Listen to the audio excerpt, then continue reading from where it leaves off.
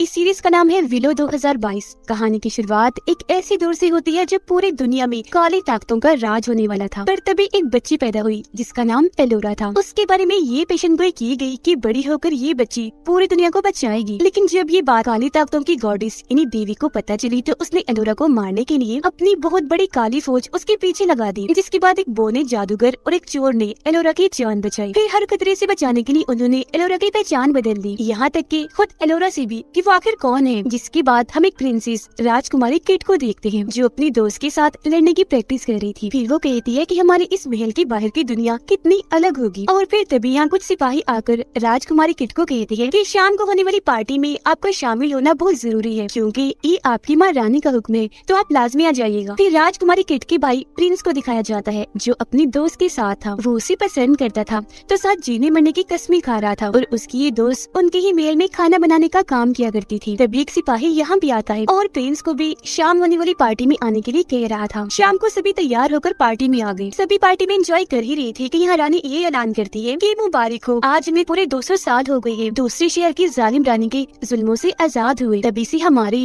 और दूसरे शहर के लोगों के बीच अमन सुकून है और दूसरे शहर वाले वो लोग हमारे दोस्त हैं। तो इसी खुशी में अपनी बेटी किट की शादी दूसरे शहर के राजा ग्रेडन से करने वाली हूँ, जिसका फायदा ये होगा कि हम दोनों शहर मिलकर आने वाली हर मुसीबत का सामना कर लेंगे जो हमें तब तक करना पड़ेगा जब तक कि सातों दुनियाओं की रानी एलोरा नहीं आ जाती। किट की मोम रानी जो उस चोर की बीवी है जिसने बोने जादूगर के साथ मिलकर एलोरा की जान बचाई थी। इसी के साथ रानी को अजीब सी आवाज आई तो वो सीधा जेल में आकर एक कैदी से मिलती है जो उनके चोर हस्बैंड का दोस्त भी था। वो कैदी रानी को कहता है कि आपकी बेटी इस शादी से खुश नहीं है। रानी जवाब देती है मैं ऐसा अपने लोगों के लिए कर रही हूँ क्योंकि जब तक एलोरा नहीं आ जाती दोनों शहरों को एक होकर रहना है। किट सच में इस शादी से खुश नहीं थी, इसीलिए बेस बदल कर वो अपनी दोस्त के पास आती है और उसे बता रही थी कि मैं ये शादी करना नहीं चाहती क्योंकि राजकुमार ग्रीडन मुझे पसंद नहीं है, मैं महल छोड़कर भाग रही हूँ, तुम भी मेरे साथ चलो। पर उसकी दोस्त ऐसा करने से मना कर देती है कि नहीं, मैं अपनी रानी को धोखा नहीं दे सकती। पर क्योंकि किट उसकी दोस्त थी तो आखिर वो मान ही गई। महल के बाहर अजीब तरह के मॉन्स्टर्स आ गए थे जिनमें से एक जैसे ही फूंक मारता है अचानक पूरे महल में कोहरा छा जाता है। गार्ड्स ये देखकर परेशान हो गई कि ये अचानक क्या हो गया, एकदम से कोहरा कहाँ से आ गया। वो ये सोच रहे थे कि सभी मॉन्स्टर्स महल पर एकदम हमला बोल देते हैं। किट और उसकी दोस्त भी तलवार लेकर बाहर आई, इन मॉन्स्टर से लड़ने की कोशिश करने लगी पर कोहरा होने की वजह से न वो मॉन्स्टर्स को और न ही मॉन्स्टर्स उन्हें ठीक से देख पा रहे थे। तलवार वो चला कहीं रही थी, लग कहीं रही थी। हमले की खबर जब रानी को हुई तो उन्होंने कैदी को आजाद कर दिया, ये कहते हुए कि अब मेरे खून को तुम बचाओगे, ये जिम्मेदारी तुम्हारी है। जो सुनकर कैदी अपना हथियार लेता है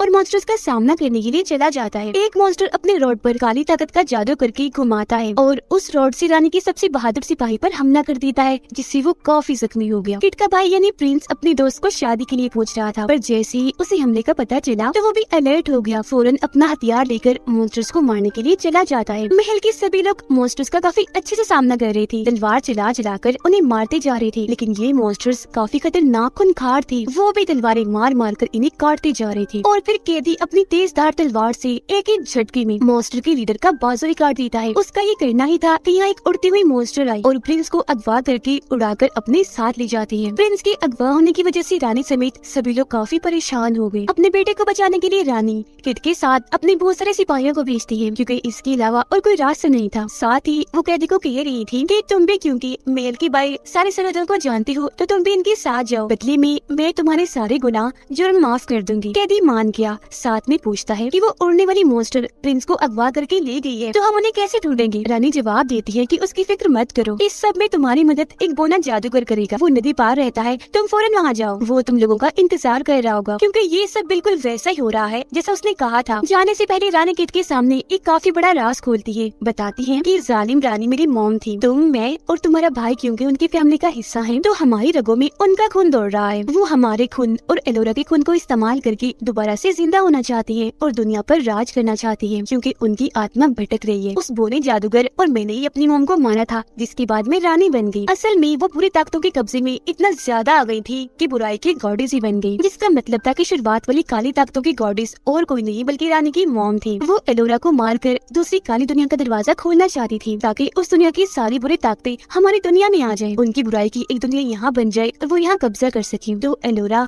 और पूरी दुनिया को बचाने के लिए मैंने उन्हें मार डाला और इसी के साथ वो सारे लोग महल से निकल जाते हैं।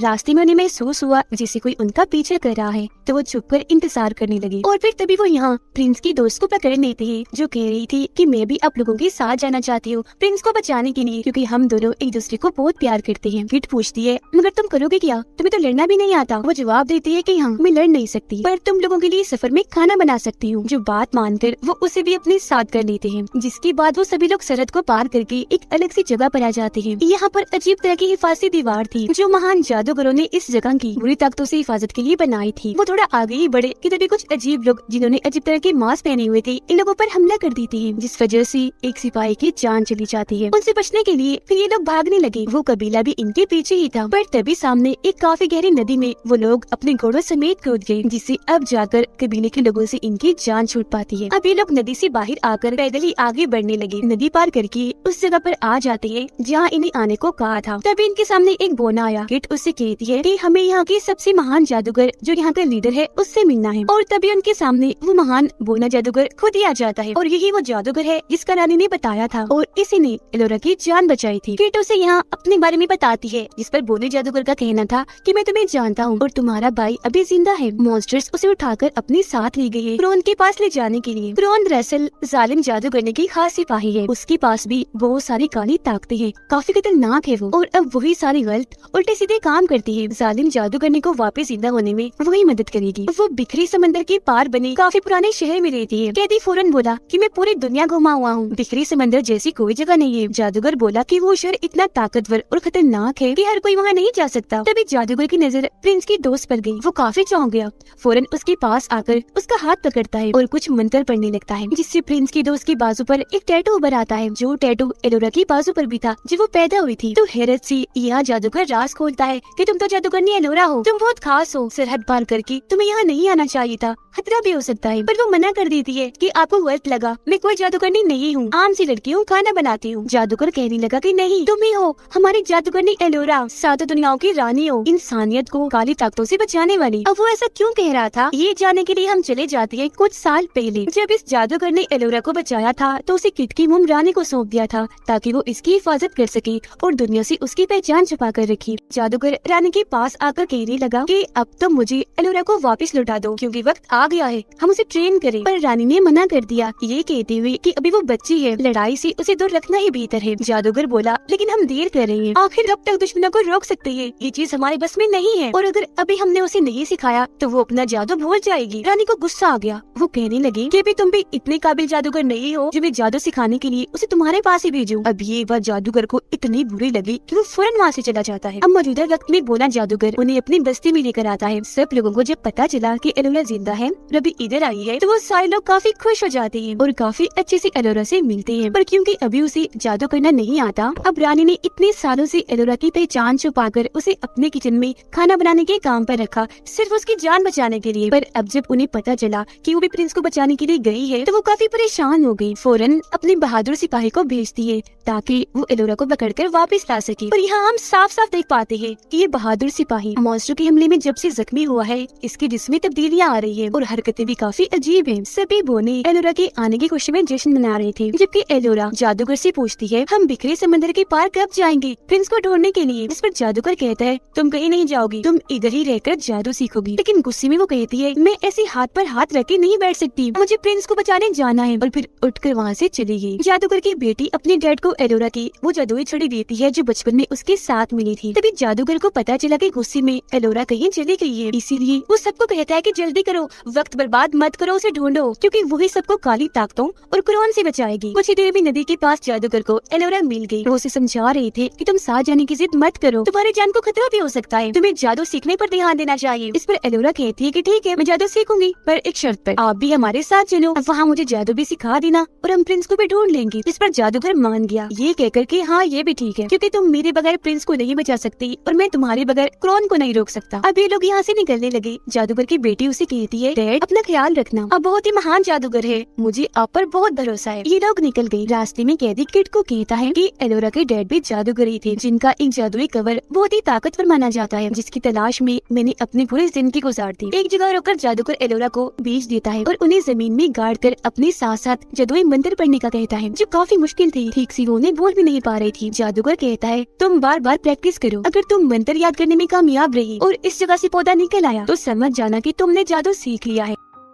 अब एलोरा को प्रैक्टिस करते करते शाम से सुबह हो जाती है, लेकिन पौधा उस जगह से नहीं निकलता। इसीलिए वो जादूगर से कहती है कि मुझे लगता है मैं एलोरा जादूगरनी नहीं हूँ। जो सुनकर उसे गुस्सा आ गया। वो कहने लगा कि तुम इतनी छोटी सी लाइन याद नहीं कर सकती, जबकि उस जादुई शहर में तुम्हें काफी बड़े बड़े मंत्र बोलने पड़ेंगे। इस डांट की वजह से एलोरा को भी गुस्सा आ गया। वो उठकर वहाँ से चली जाती है और अकेले ही एक जगह पर आकर प्रैक्टिस करने लगी। पर तभी यहाँ रानी का भेजा हुआ बहादुर सिपाही आकर उसे बेहोश कर देता है, उठाकर अपने साथ ले जाता है। उसके जाने के बाद हम देख पाते हैं कि उस जगह से बेरी फ्रूट का पौधा निकल आया है, जिसका मतलब एलोरा जादू सीख गई। इस सबसे अनजान कैदी किट को अपनी कहानी सुनाने लगा, जो कहानी उस जादुई कवर और उसकी चाबी की थी, जो सिर्फ उसी का है जो उसके काबिल है। पर किट सुनकर कहती है ये कहानी बहुत ही बोर है, तुम ऐसा करो मुझे मेरे डैड के बारे में बताओ, क्योंकि तुम तो उनकी दोस्त थी ना, काफी कुछ जानती होगी। उनकी बातों के दौरान ही जादूगर यहाँ आ गया और उनसे पूछता है एलोरा कहाँ है। काफी ढूंढने पर भी जब वो नहीं मिलती तो सब उसे तलाश करने के लिए निकल जाते हैं। किट की दोस्त ने देख लिया था कि वो बहादुर सिपाही एलोरा को बेहोश करके अपने साथ ले जा रहा है। वो पूछती है कि ये तुम क्या कर रही हो, जिस पर वो जवाब देता है ऐसा मुझे रानी ने करने को कहा, लेकिन वो समझ गई कि इसके इरादे ठीक नहीं। तभी इधर बाकी लोग भी आ गए, जिन्हें देखकर बहादुर सिपाही जो खुद भी काली तख्तों के कब्जे में आ गया था, अपने सभी साथियों को अपने कंट्रोल में कर लेता है और उनके साथ किट और उसके ग्रुप पर हमला कर देता है। काफी देर तक दोनों ग्रुप्स के बीच तलवारबाजी चलती रही, एक दूसरे पर वो काफी भारी पड़ रही थी। लड़ाई के दौरान ही ग्रेडन एलोरा को आजाद कर लेता है, क्योंकि वो उसे पसंद करने लगा था। एलोरा को बचाने के लिए जादूगर को एक आइडिया आया। उसने फौरन बॉम्ब फेंका, लेकिन प्लान उल्टा पड़ गया, क्योंकि एलोरा, बहादुर सिपाही और उसके साथी धमाके के साथ ही वहाँ से गायब हो जाते हैं। इसके बाद जादूगर और बाकी लोग आगे बढ़ते हैं एलोरा को बचाने के लिए। एक जगह पर आने के बाद काले बादल छाने लगे, जिसके ऊपर फौरन एक मैसेज लिखा आता है कि काली ताकतों वाले लोग एलोरा की आत्मा को कैद करना चाहते हैं। आगे बढ़ने पर इनके सामने दो रास्ते थे, पर इनको ये नहीं पता था कि वो बहादुर सिपाही एलोरा को लेकर किस रास्ते पर गया है, तो इसीलिए दो की टीम्स बना ली थी। सफर में किट कैदी से पूछती है कि तुम मेरे डैड के साथ रही हो तो उनके बारे में कुछ क्यों नहीं बताती। तो अब यहाँ वो बताने लगता है कि ना सिर्फ मुझे बल्कि तुम्हारे डैड को भी उस जादुई कवर की तलाश थी, क्योंकि उसकी मदद से हम क्रोन को रोक सकते हैं, जालिम जादूगरनी और काली ताकतों को इस दुनिया में लाने से।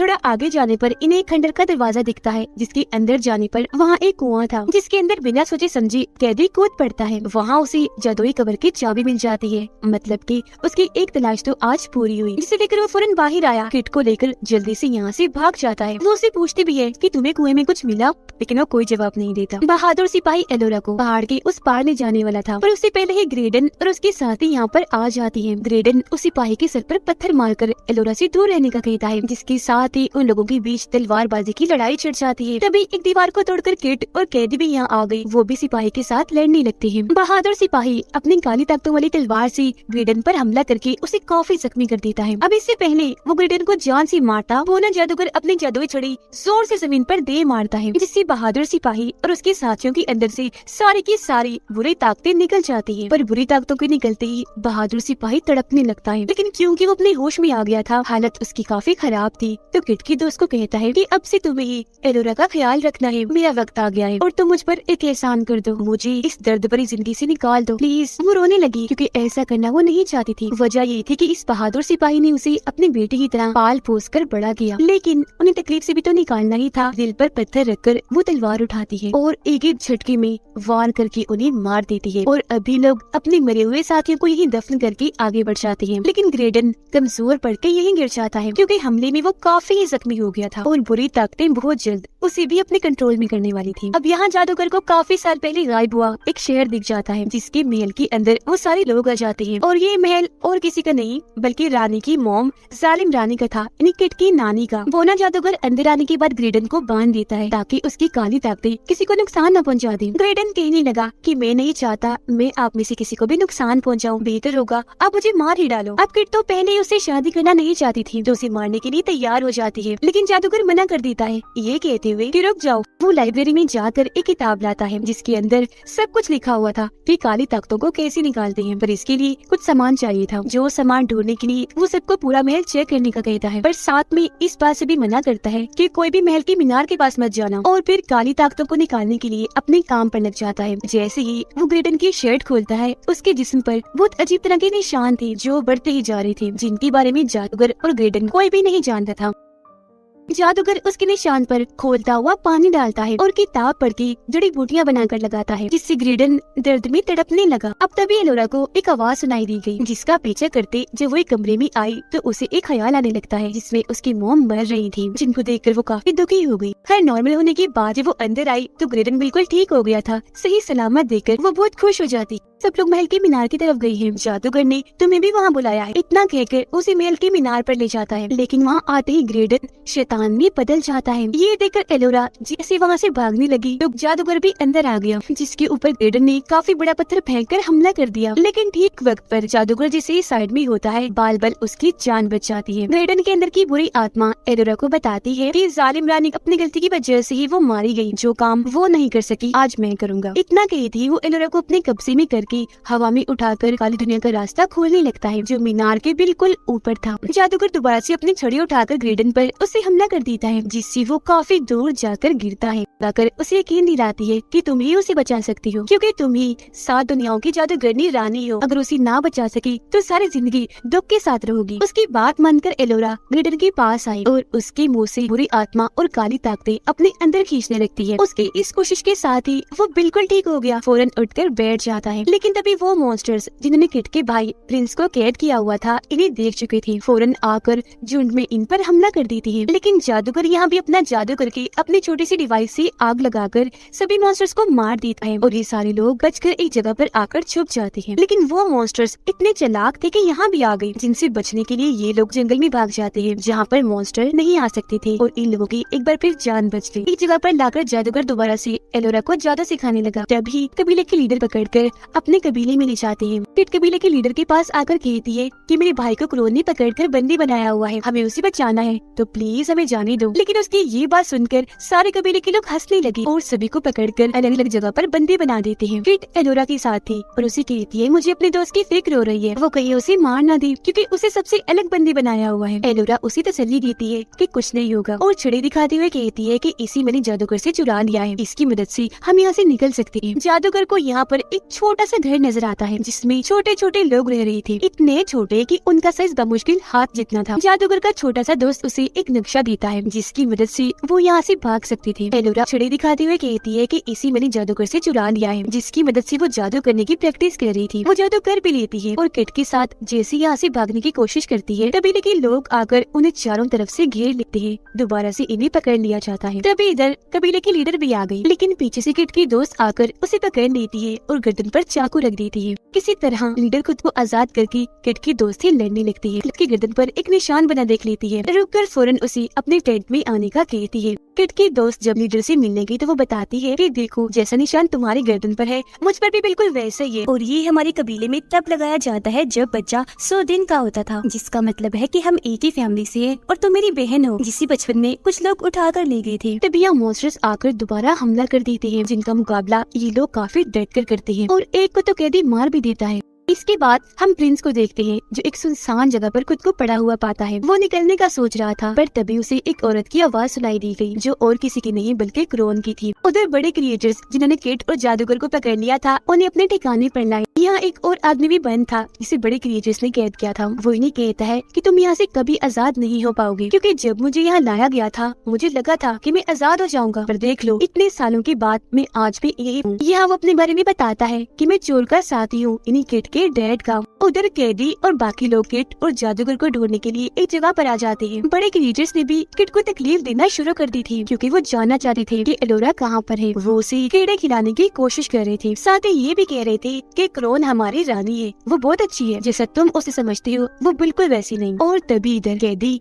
और बाकी लोग आ जाते हैं और बड़े क्रिएटर्स को पता चल जाता है कि बाकी लोग यहाँ आ गए हैं, तो उन्हें पकड़ने के लिए क्रिएटर्स चले गए। इस दौरान किट ने खुद को और अपने डैड के चोर साथी और जादूगर को भी छुड़ा लिया था। कैदी और बाकी लोग जब आगे बढ़ रहे थे तो अपने चेहरों पर मास्क पहन लेते हैं, ताकि क्रिएटर्स हमें पहचान न सके। क्रिएटर्स उन तक पहुँच तो गए थे, पर मास्क होने की वजह से पहचान नहीं पाते। कैदी एलोरा और किट की दोस्त को जैसे ही जगह पर लेकर आया, यहाँ पर चोर भी किट और जादूगर को लेकर आ गया। सब एक दूसरे से मिलकर खुश थे और एक खुफिया दरवाजा खोलने का फैसला करते हैं, इस उम्मीद के साथ कि शायद खजाना है। पर अंदर जाने से पहले इनसे 2 पहेलियां पूछी जाती हैं, जिनका सही जवाब दिया तो ठीक है, ना सही दिया तो मौत। पर ये काफी सोच समझकर सही जवाब देकर अंदर आ ही गए। सच में यहाँ बहुत सारा खजाना था और यहीं पर वो जादुई कवर भी था जिसे कैरी ले लेता है। किट को यहाँ अपने डैड की तलवार दिखी, वो काफी दुखी हुई। तलवार तो वो ले लेती है, मगर इसी के साथ उसे अपने डैड की आवाज भी सुनाई देने लगी, जिसका पीछे करके वो जाने ही वाली थी। पर एलोरा ने उसे ऐसा करने से रोक दिया। और अब जब ये यहाँ से जाने लगे, इनके सामने बड़े क्रिएचर्स आ जाते हैं। दोनों तरफ से जोरदार हमला हुआ, इसीलिए ये यहाँ से भागकर एक दूसरी जगह पर आ जाते हैं। इस जगह के नीचे बहुत सारा पानी था। ये लोग किट को बचाने की काफी कोशिश करते हैं। एलोरा भी अपनी छड़ी से जादू करती है, पर कोई फायदा नहीं होता क्योंकि वो रास्ता बंद हो गया था जहाँ से किट नीचे गिरी थी। उधर प्रिंस इस इंसान जगह पर फंसा हुआ था, पर घूमकर दोबारा से उसी जगह पर ही आ रहा था। वो थक हार कर बैठ गया कि तभी उसे एक लड़की की आवाज सुनाई देने लगी। प्रिंस ने उसे बता ही दिया कि हमें यहाँ